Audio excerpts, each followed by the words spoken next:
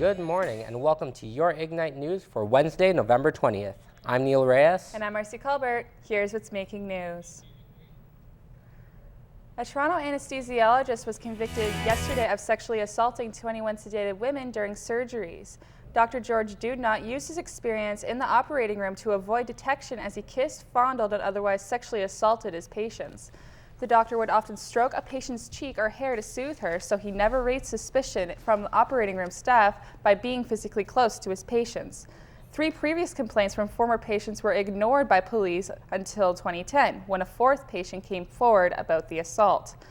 Dudnot remains free until sentencing. Hamilton police have made 2 arrests in the murder of Louis Malone, a former Hells Angels biker. But it wasn't the Hells Angels who gunned Malone down on a dark street corner November 9th. 2 of Malone's former elementary school friends, brothers John and Matu Josipovich of Grimsby, who allegedly killed Malone. The 3 had known each other since they were young and were friends growing up. Due to a publication ban, few details are available, but Hamilton Police Service Detective Peter Tom says that it appears the aggression was due to a personal issue between the brothers and Malone. Hamilton City Council has unanimously passed a new plan to make the city safer and more friendly for pedestrians. Ignite reporter Noah Salo has the story.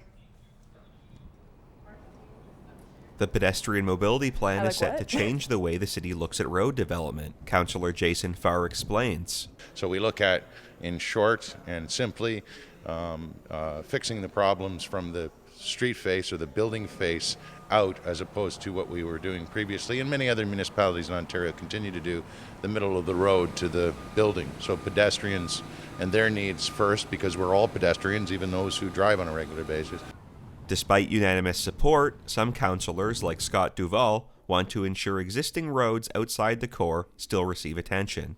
But let's not forget that we haven't even completed the old system yet, where a lot of people that's growing up in the mountain, on the inner side, they have sidewalks and roads, but to get to the arterial roads and get to the main attractions of shopping and that, we still have the old rural road with no sidewalks, we got ditches. The pedestrian mobility plan is set to improve mobility and safety throughout future developments in Hamilton. However, some city councillors want to ensure that older roads are retrofit to improve safety as well. Reporting for Ignite News, I'm Noah Salo. Kenilworth Avenue has suffered a serious decline in the past 20 years, but a recent financial incentives program has been provided by the city in hopes that new and existing businesses will reinvest in the area. Ignite News reporter Rachel Williams tells us more. Kenilworth Avenue has finally received a monetary lift. A new financial incentives program has been extended to businesses on the street. The incentives include grants for facade improvements, development charge reductions, and tax assistance. These are the same programs that are offered to businesses with a BIA or a business improvement area. But as local shop owner Tim Shipton notes, there's been a real failure when it comes to generating interest in establishing a BIA on Kenilworth Avenue. I had to set up a business association on Kenilworth Avenue, and not too long ago. And due to the fact that there was so many of these individuals that owned property on Kenilworth Avenue that were, if I can use the word, slumlords, they outvoted it. Ward 4 Councillor Sam Marula believes that Kenilworth Avenue can have the same potential as some of the other thriving streets in the city. Kenilworth Avenue is basically in the same shape Ottawa was 14 years ago. So that's why I'm focused on Kenilworth, and that's exactly why we have this program. Although Kenilworth Avenue looks incredibly run down, the story hasn't been all bad. The Centre Mall revamp was the biggest to take place in the Lower East End at $150 million. There have been a lot of other developments in the last 15 years, including the new fire hall and the renovations at the Kenilworth Library. But for the most part, the street is in dire need of urban development. General Manager of East Hamilton Radio, which has been a staple on the street, says there are ways for businesses to find success in a suffering neighborhood. If you give them a reason to come, they will. And I think that's important for business owners along there that want to start up a business, especially with the incentives that are going on right now. For the last 20 years, Kenilworth Avenue has been ignored. The city hopes that their new financial incentives program will inspire new businesses to invest in it once again. Reporting for Ignite News, I'm Rachel Williams. Ford Nation has been canceled after just one episode. Toronto Mayor Rob Ford and his brother Doug were able to draw the highest ratings for any program on the Sun News Network, grabbing over 150,000 viewers for its premiere. But the first and last episode proved to be too costly to make and took over 13 hours to produce and edit. Ford used to host a weekly radio show on News Talk 1010, but agreed to end the show earlier this month. Despite his admission to smoking crack and alcoholism, he says he will not step down as mayor. 6 jailed foreign Greenpeace activists have been granted bail in Russia. The activists from New Zealand, Brazil, Argentina, Canada, Italy, and Poland were charged with hooliganism over the protests, in which they tried to scale Russia's first offshore oil rig. The bail hearing was held to determine whether 30 people arrested during the protest should remain in custody past November 24th. The second Canadian in the jailed group, Alexandra Paul, is scheduled for bail hearing on Thursday. WalkSmart collaborates with United Way, creating a fundraiser that students can donate to at the school. Reporter Ashley Zagato has more on the story. Imagine waking up Christmas morning to nothing under your Christmas tree. Nothing to look forward to, no warm clothes or food. WalkSmart has collaborated with United Way to create a fundraiser here at the college so that students are able to donate. Volunteers from the WalkSmart program agreed to help out with the fundraiser by selling hot chocolate and popcorn to students at Mohawk College who make a donation to the fundraiser. For every $2 donation, students will receive a sheet of tickets they can use for various prizes in a raffle. These prizes range from gift baskets to Christmas baskets and more. Sean Marenka, who is the student coordinator for the WalkSmart program, explains the collaboration between WalkSmart and United Way. It's always been a great charity in the Hamilton area especially, and we always just love giving as much as we can to them, helping out whenever possible. We've been donating to United Way since before I was even working here, right? So it's been a couple of years at least. So yeah, it's just they're always super friendly and super nice, and it's always just a great charity to donate to. A mechanical engineering student named Evan Miskus said why he donated. Well, I figure it's a good cause. $2, get some popcorn, get some tickets for a prize. Everybody wins. Why wouldn't I? Another student studying mechanical engineering named Ian Farquharson tells us what he did with the extra change in his pocket. I had extra change and figured I might as well help out these guys here with their program. It only takes pocket change to change someone's Christmas this winter. Reporting for Ignite News, I'm Ashley Segato. A Toronto anesthesiologist is found guilty after sexually assaulting 21 sedated women during surgeries. Hamilton police arrested 2 men in connection with the murder of an Hells Angels officer.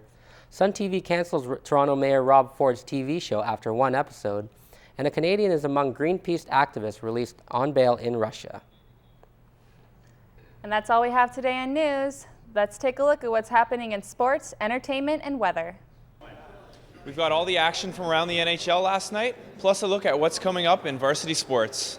Hi, I'm Noah Salo. Coming up on Entertainment today, Arcade Fire wants you to dress up for their new arena tour, and a 50-year-old Bob Dylan song has a new interactive music video. All this and more coming up on your Ignite Entertainment. Hey Mohawk, here's what's new with your weather update. Today we'll see a mix of sun and clouds sitting at 4 degrees. All that and more coming up on Ignite News. Now let's pass it over to Kyler for the latest in sports news.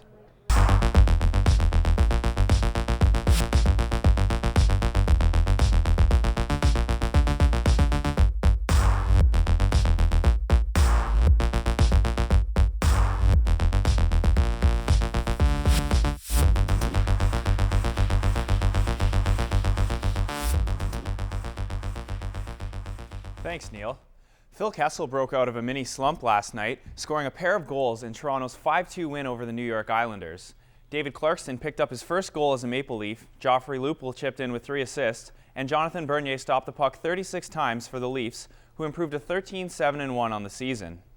Goals haven't come easy so far for the Edmonton Oilers, but you wouldn't have known it from Tuesday night's game.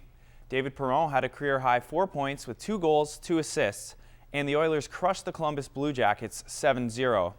Oilers goalie Devin Dubnyk needed just 14 saves for his first shutout of the season. Edmonton is now 6-15-2 on the year. Max Pacioretty registered a natural hat trick in the second period of Tuesday night's game for the Montreal Canadiens, who skated past the Minnesota Wild for a 6-2 victory. Michael Bourneval, Danny Briere, and Alex Galchenyuk also scored for the Canadiens, who moved to 11-9-2 on the year. Well, the Hamilton Tiger Cats are headed to the Grey Cup this weekend. We found out what people are saying about the game. We have to win. They're the better team. Like they're the team. So I wouldn't doubt that they can't beat the Rough Riders at their hometown. I hope not. My Facebook newsfeed was too full when they won last time. So yeah. I sure hope so. It's gonna suck that they're not playing in Hamilton, but I hope that they can pull it off somehow. Ticats all the way. Gotta cheer for the hometown team. That's it for your sports update. Let's check in with Noah Salo for the latest entertainment news.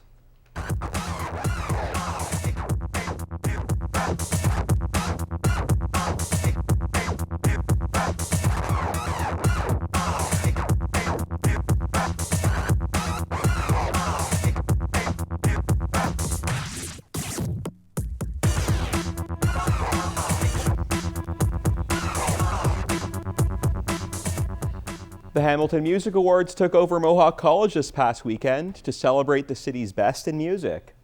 Young rock band Allotrope won an award for New Artist of the Year, and the night's big winner was Harrison Kennedy, taking home 4 awards, including Male Artist, Songwriter, and Blues Recording of the Year. Kennedy and world-renowned conductor Boris Barat were also given a Lifetime Achievement Awards. Musicians like Hatchie the Mousepiece presented awards, and folk duo Don and Mara performed and took home the award for Folk Traditional Recording of the Year. Monster Truck took home Rock Recording and Recording of the Year, but are currently on tour in Europe. Indie group Arcade Fire are known for their artistic integrity, but some say they may have gone too far. For their 2014 arena tour, the band has requested that fans arrive in formal attire or costume. The dress code has caused a considerable buzz on music blogs and social media sites. Fans have even taken to Twitter to address their outrage over the dress code. However, diehard fans and the open-minded say that a dress code will only add to the experience. Regardless of the speculation, the band's recent gigs have in fact held packed audiences dressed up, honoring the band's wishes. A Los Angeles-based film director and Hamilton native returns to her hometown for the first time in several years. Floria Sigismondi returned home to Hamilton this week to film scenes for an upcoming episode for her popular Netflix horror series Hemlock Grove. During her brief time back home, she said working here brought back some emotional feelings for her. Sigismondi rose to fame due to her acclaimed work with the likes of David Bowie, Justin Timberlake, and Marilyn Manson. Almost 5 years later, Bob Dylan's iconic song, Like a Rolling Stone, now has an official interactive video. Viewers can switch between 16 channels with characters lip-syncing the words. You can view the video at bobdylan.com. The new Call of Duty brings forth features that change the face of the game-playing experience. Let's send it to Andrea in the newsroom to hear her review. Thanks, Noah. Fans of the previous Call of Duty will not be disappointed. For roughly $60, they'll get a much improved experience. I fucked up.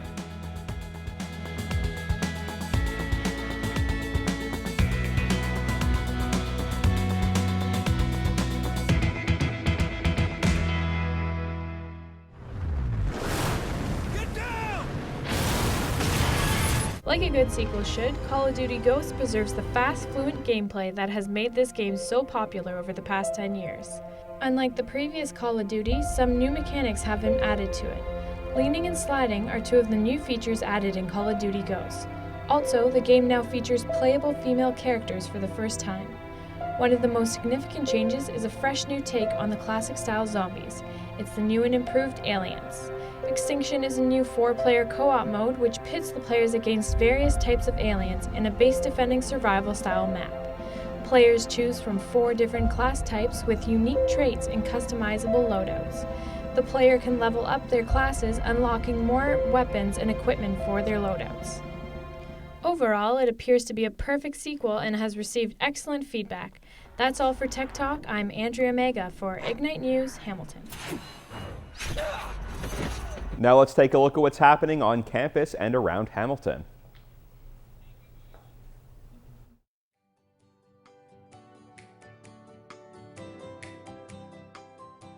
November 25th at 8 a.m., college-wide judging takes place online over the new Financial Literacy Center. November 26th, 6:30 p.m. to 9 o'clock p.m., Strengths-Based Leadership Workshop takes place in the McCases Resource Center at the Fennell campus. All attendants are to RSVP a spot. November 28th, 1:30 p.m. to 5:30 p.m., the Community Welcome event takes place at the Mohawk Laurier Center. That's all for your entertainment. Let's head over to Ashley Sagato with your weather.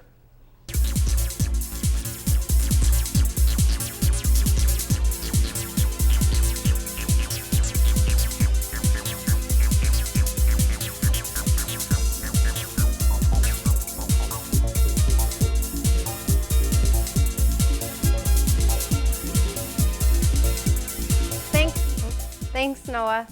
Today in Hamilton, it will be mainly sunny and clouds with a current temperature of 4 degrees. There's similar conditions in Toronto with a mix of sun and cloud and a temperature of 4 degrees. Niagara Falls is partially cloudy at -6. It's sunny in London with a partial clouds at 5 degrees. And in Windsor, it's sunny with partial cloudiness cover at 6 degrees. Taking a look into the next 24 hours. This evening it will remain partly cloudy with a high of 4. Skies will be clear overnight as the temperature drops to -3, and we can expect sunny conditions tomorrow at a high of -5. Let's take a look into the next 5 days in Hamilton. Tomorrow the clouds roll in with a slight chance of showers with a high of 7 and a low of 3.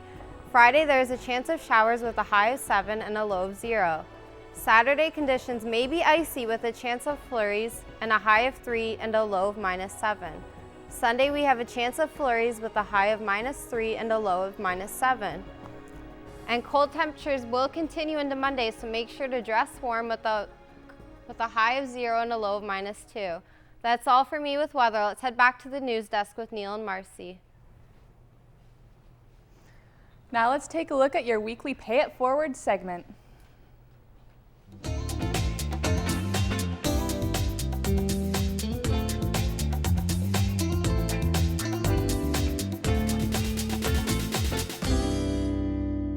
It's great for kids to be involved with sports. That's why we're here at this event, seeing how volunteer coach Ryan Chipola goes out of his way to make sure his team gets the opportunities they deserve. I grew up playing hockey for the Bulldogs, where I've spent all my minor hockey, and now it's kind of my time to give back to the community and try to be a good coach, like I had a lot of good coaches myself. I'm actually working with the defense for being the defenseman's coach, and I'm also the trainer on the team. 4 to 5 times a week. Practices can go anywhere from an hour and a half to 2 hours. And games are usually on the weekends, but we do travel a bit during the week. Takes up quite a bit of my time, and I enjoy doing it, or else I wouldn't be doing it. So, as a coaching staff and as the parents, we have a couple fundraisers to raise money for the kids to help paying the expenses along the way. We found that a poker night kind of really gets the people coming out. It's easier for me and the coaching staff and for fathers on the team to get their friends to come out and spend a night playing poker. Really warms your heart when you see these kids grow up and mature over the years, and you see them around the rink years after, and they come up to you and they call you coach. Until next year's event, this is Abdul Bayoumi from Ignite News signing off. A new project in Amsterdam is playing alcoholics with beer in order to clean the city streets. About 20 alcoholics gather each day to do the job. They get paid 2 beers in the morning, 2 with a warm lunch, and 1 at the end of the day, along with half a pack of rolling tobacco and 10 euros. The project is being financed by the government along with public donations. And that's all your Ignite News for Wednesday, November 20th.